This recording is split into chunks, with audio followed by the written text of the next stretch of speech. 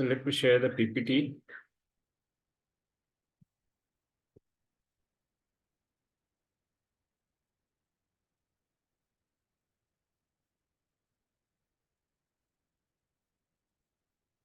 So I'm giving a brief introduction about our academy. We have started this just to empower our Sujok therapists with proper knowledge of Sujok and functional medicine, even pathophysiology, and we started a lot of courses.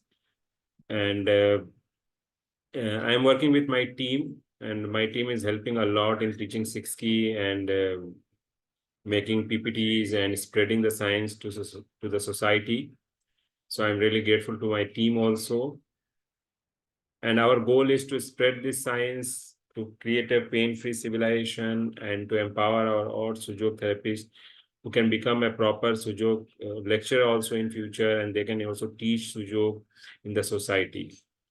So today we have done a lot of cases on infertility, fungal cases, autoimmune cases, a lot of cases we have done, and we have taught many Sujok therapists throughout the world also. And in our clinic, we offer Sujok therapy with cellular health assessment. We provide functional blood analysis. We provide detoxification. We do radiology. We teach Sujok courses also. Along with that, we teach medical courses also for Sujok therapists. That includes pathophysiology and with blood report analysis and everything we are going to teach. We are on a regular basis. So today I'm going to share one case. That lady came to us in our clinic with the problem of endometriosis. There was cyst in the ovary. She was suffering from hair fall, and there was pain in the right breast, and she was suffering from constipation. And blood report I was unable to attach after taking whole history, and this was her blood report, sonography report. And this report, you can see there was myometrium, the inner wall was heterogeneous, and it was adherent to the left ovary. So it was attached. The left ovary was attached with the uterus, and there was a Naphtholian cyst. And in the ovary, you can see the size of the ovary is very large. Okay. And there was some cyst-like thing. In the report, you can see there as well. The cystic, some mass was also there. They were not able to completely say what is it. And it can be seen only through CT scan. But we started our treatment. And there was a case of endometriosis. There was a question mark because they wanted to see through CT scan or MRI. And there was a cyst, large, or size of the ovary was very large. And after taking all the history, we found the constitution was dryness, excessive constitution. And we started unit treatment with coldness sedation, hotness tonification, and humidity sedation. And after few sessions, we added endocrine system with the operation order on the hypothalamus and adrenal gland. And with the triagen, later on, we isolate heterosedation in the homo of the uterus. That is the endometrium of the uterus, we sedated hetero. And in the external chakra, external coldness chakra, we did a constitution treatment again on the external chakra. And in the immune system, we tonified heterotonification on the anti-inflammatory cells. Yes, this was the treatment we did. Gradually we added this. We started with few sessions with the constitution, and after 4-5 sessions we added endocrine system. Then after few sessions we added uterus, and then we added after few sessions the external coldness chakra, and then the immune system also. So it's not that on the first session we did all these treatments, but we added all these treatment in few months, and the treatment went for 3 to 4 months. And but the lady was not able to take the sonography, so she went to Hyderabad with their family relatives to show other doctors. And there she took the sonography report, and in that report there was only left ovary cyst, small cyst was there. Uterus was clean. There was all the Naphtholian cyst, and that it was attached with the ovary, was attached with the uterus, was clean, and everything was almost, you can see the size of the right ovary and left ovary, everything was clear. If you compare this report, The first report, you can see there are a lot of explanation in the uterus region and the ovary region. Okay, but here you can see that it is clean. There's nothing in the uterus and the ovary. So after 3-4 months of treatment, but the scan was done after 6 months almost. You can see the report in the 1st of the April. She took and she came to us. This report is of September maybe, and she came to us in October and November. So 3 months we did the treatment, and this is the result of 3 months, and she is completely out of all problems. Okay. Any question regarding this, you can ask. Anybody? You can unmute yourself. Sir नहीं आई? Yeah. Sir आपने ovaries में कुछ भी नहीं किया? नहीं, कुछ नहीं किया. Nothing. ओवरी में सिस्ट था ना सर? हाँ, सिस्ट था, बट वो कॉन्स्टिट्यूशन एंड एक्सटर्नल कोल्डनेस चक्रा था, उसी से वो कवर हो गया. मैंने ओवरीज पे कुछ नहीं किया. मेरा फोकस सिर्फ यूट्रस पे था and immune system and constitution. Uterus में भी आपने ऑपरेशन ऑर्डर डाला? नहीं, एंडोमेट्रियम में जाके हेट्रोसिलेशन. वो तो ठीक था. हाँ, बस और कुछ नहीं. बहुत सिंपल ट्रीटमेंट है. ये रिजल्ट है, समझिए, मेन कॉन्स्टिट्यूशन का एंड एक्सटर्नल चक्रास. ओवरीज पे मैंने कुछ नहीं. सिर्फ एक्सटर्नल कोल्डनेस चक्रा? हाँ जी, सिर्फ एक्सटर्नल कोल्डनेस. नो हॉटनेस चक्रा? नो. ये पीरियड्स रेगुलर होते गए सर? पीरियड्स भी बीच में इरेगुलर थे, जो ट्रीटमेंट के बाद रेगुलर हो गए थे. कि जिनको ओवरी में सिस्ट रहता है उनका पीरियड्स या तो मिस हो जाता है या फिर हाँ हेवी ब्लीडिंग होती है. हाँ, उनका मेन कंसर्न एंडोमेट्रियोसिस था, उसको ट्रीट करना था. बट हमारे लिए तो सब कुछ एक जैसा है. हमें अगर कॉन्स्टिट्यूशन करेंगे तो एवरीथिंग कवर हो जाता है. सो इसलिए आपने देखा मैंने ओवरी को टच भी नहीं किया है. वही मैं पूछ रही सर, हमारे पास भी कुछ ऐसे केसेस रहते तो हम लोग जनरली आपने जो बोला ना, जैसे एंडोमेट्रोसिस है तो होमोरेंट करके हेट्रोसेरेट करते हैं और ओवरीज में ऑपरेशन ऑर्डर डालते हैं.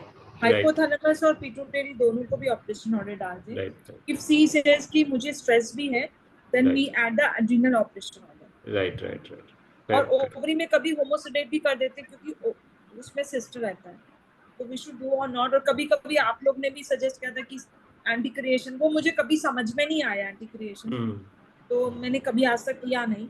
मैं होमोसेडेशन यही करते हैं, तो बिना कुछ किए हो गया. हाँ, अभी रिजल्ट नहीं आने से जनरली क्या है, सोनोग्राफी तो हम लोग फ्रीक्वेंट नहीं कर सकते हैं, बट 3 मंथ्स के बाद हम, मेरा टारगेट था कि सोनोग्राफी करके अगर ठीक नहीं हुआ then we will add ovary also. But everything was clear, so उसकी जरूरत नहीं पड़ी. अभी सेम पेशेंट का मैं डिफरेंट एक्सपेरिमेंट, वो पीरियड्स को विदाउट मेडिसिन वो एडजस्ट करना चाह रही हैं, जैसे पूजा के टाइम पे करते हैं एलोपैथी मेडिसिन लेके. मैं कर रहा हूँ, देखने की कोशिश कर रहा हूँ प्रोजेस्टेरॉन टोन करके. लेट्स सी कैसा होता है. I will share. So this is again question of research. So a lot of research we have to do. Sir, external coordinates में क्या किया? Constitution treatment. Same.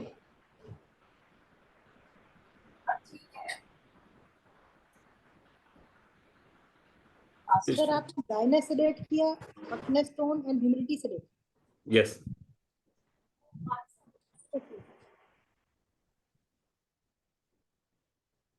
त्रिशूल जी पूछ रहे हैं हिस्ट्री शीट. त्रिशूल जी, हम लोग प्रैक्टिस सेशन या डिफरेंट ग्रुप में, ये जस्ट पीपीटी प्रेजेंटेशन है. हिस्ट्री शीट का प्रैक्टिस करना है ऑल, हम लोग डिफरेंट 6 के ग्रुप में कर रहे हैं. ये जस्ट प्रेजेंटेशन. अगर आपको देखना होगा तो लेट्स सी, मैं क्लिनिक से निकाल के हिस्ट्री भी शेयर कर लूंगा आपके साथ. और ड्राइनेक्स एक्सेसिव नहीं निकला, ऐसा नहीं है त्रिशूल जी. बहुत सारे पेशेंट का ड्राइनेक्स एक्सेसिव कॉन्स्टिट्यूशन मिल रहा है और अच्छे रिजल्ट आ रहे हैं उससे. हाँ जी, मनीषा जी बोलो. सर, जिसको कभी कभी मैंने 2-3 बार से अप्लाई किया है कि जैसे पीरियड बोलते हैं कि हमको ये टाइम से हमको प्रोलॉन्ग करना है, तो जनरली जो यूट्रस ट्रिपल बॉर्नर वाली जो मेरिडियन होती है ना, उसमें ब्लैक कलर कर देते हैं. और जब तक तुमको नहीं चाहिए तब तक उसमें ब्लैक कलर एक मिनट के लिए भी नहीं मिटना चाहिए. एंड उसके बाद फिर जब तुमको चाहिए तो रेड कलर कर सकते हैं. ये 3 लोगों को मैंने बताया था, दे सेड कि यस, बट ये दिस नॉट अ कंफर्म. नहीं, उनको पहले लाना है. नहीं, जैसे उनको प्रोलॉन्ग. हाँ, प्रोलॉन्ग के मतलब लिए तो हम लोग कोल्डनेस टोन करते ही हैं, और लेकिन पूरे यूट्रस पे में हम लोग नहीं करते हैं, बिकॉज उसका क्या इम्पैक्ट आएगा। ठीक है, तो हम लोग उस कोल्डनेस पॉइंट को टोन करते हैं एक एक बियॉल मैग्नेट से। ठीक बस है, ओनली कोल्डनेस, फिर हाँ, हॉटनेस ओनली को सिलेक्ट कोल्डनेस। नहीं करते। नहीं नहीं नहीं नहीं करते। उसका है कि अगर आपका साइकिल रेगुलर है तो हम कोल्डनेस फेज को, कोल्डनेस स्टेज को टोनिफाई कर रहे हैं ताकि वो जल्दी अर्ली आ जाए। ठीक है, लेकिन तो इसमें ये क्या तो है, अर्ली आना है सर। हाँ, अर्ली लाने के लिए, लेकिन ये क्या है, ये और हम कोल्डनेस ज्यादा टोन करने से उसका साइड इफेक्ट ना हो जाए, ये भी हमें सोचना रहता है। राइट, सो अभी मैं जो कर रहा हूँ प्रोजेस्टेरॉन और एस्ट्रोजन के साथ चेंज करने की कोशिश कर रहा हूँ, लेट्स सी कैसा रहता है। तो सर इस पे बताइएगा जरूर। हाँ, बिल्कुल बिल्कुल। और कोई क्वेश्चन इस केस पे? नहीं सर। सर आपने अल्टरनेट डे या वीकली ऑल्टरनेट ट्वाइस? ऑल्टरनेट और आफ्टर 1 मंथ के बाद वो ट्वाइस इन वीक जनरली था।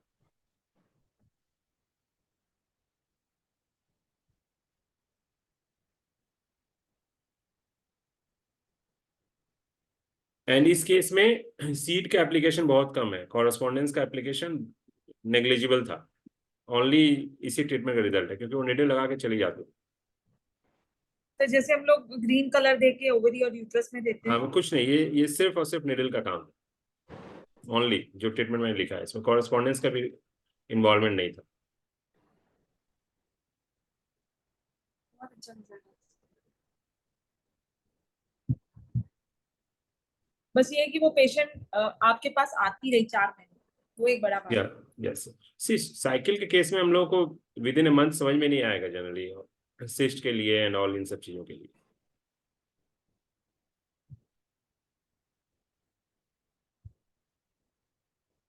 ये प्रेजेंटेशन मैंने जस्ट अभी बनाया, नेक्स्ट टाइम से थोड़ा सा प्रेजेंटेशन हम लोग केस हिस्ट्री, मतलब मेडिकल डिस्कशन भी रख सकते हैं।